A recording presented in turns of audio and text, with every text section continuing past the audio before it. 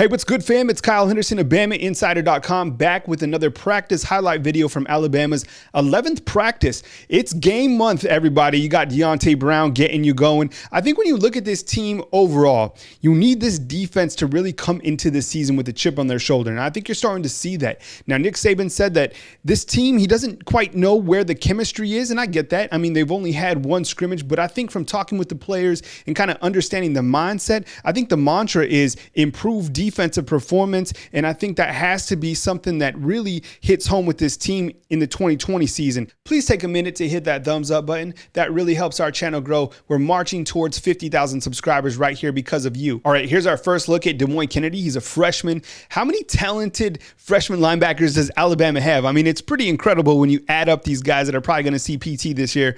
Shane Lee, from what we gather, Shane Lee has really improved on his speed overall, which I think is a key attribute for him, because I think last time there was several times where he got caught in space. So good for Shane Lee to be working on that speed with Dr. Matt Ray. All right, let's slow it down and look at the big boys for just a second. You got Fedarian Mathis. I think he's going to have a really big season in 2020, and everybody expects Christian Barmore to be that guy that really gets after the quarterback. I've talked about that several times, and you're not going to hear me stop talking about it, because I think there was plenty of times last year that he should have been used more in critical situations. So look for Christian Barmore to be that guy to really spark Alabama's defense. Obviously, so much talent at the position. Another guy to keep track of is Stephon Wynn.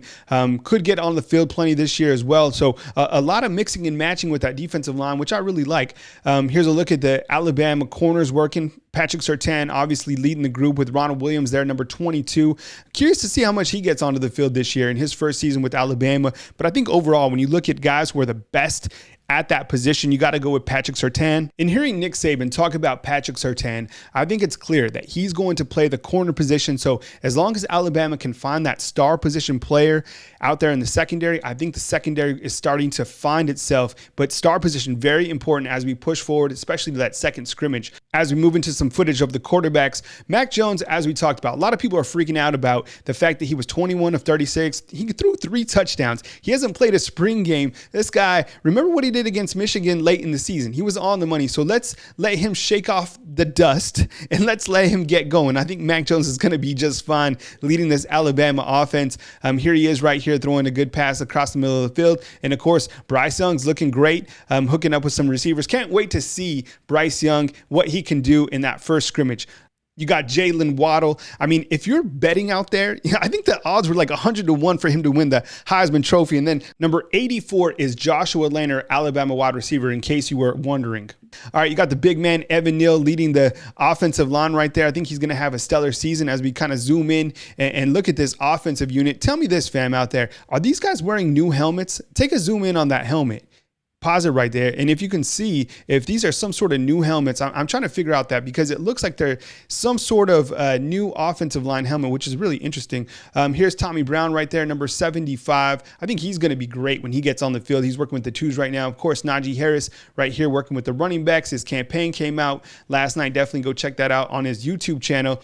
All right, we got something new. I'm going to do a freshman spotlight during each of these videos. And today we're talking about Brian Branch, 6 foot, 190 pounds, a guy who's really starting to blossom for this Alabama defense. Came into Alabama as a 4-star. And I think that the writing is already on the wall. Brian Branch is certainly going to play this year. I think he's going to start at that star position, believe it or not. Nick Saban recently talked about Brian Branch along with Malachi Moore. Here's Saban talking about his younger defensive backs. Brian Branch and Malachi Moore, both have been playing star. They're both young players, and they both have shown the potential to be able to play the position and play winning football at the position. So it's certainly a position of need for us. We talked before about losing 4 starters out of 5 guys last year and a lot of experience. And, Patrick Surtain could obviously play star, but, he's so valuable at corner. You hate to move him in there. But Marcus Banks and Josh Jobe have both made significant progress at corner. So, but those 2 guys have shown promise, and hopefully they're going to be able to help us this year. Well, thanks for watching, fam. We hope you enjoyed our coverage today of Alabama's practice from Thursday, September 3rd. Please hit the thumbs up button, like and subscribe, share our channel. We're trying to march towards 50,000 Alabama Crimson Tide football fans right here on YouTube from beautiful Tuscaloosa, Alabama. This is Kyle Henderson at BamaInsider.com.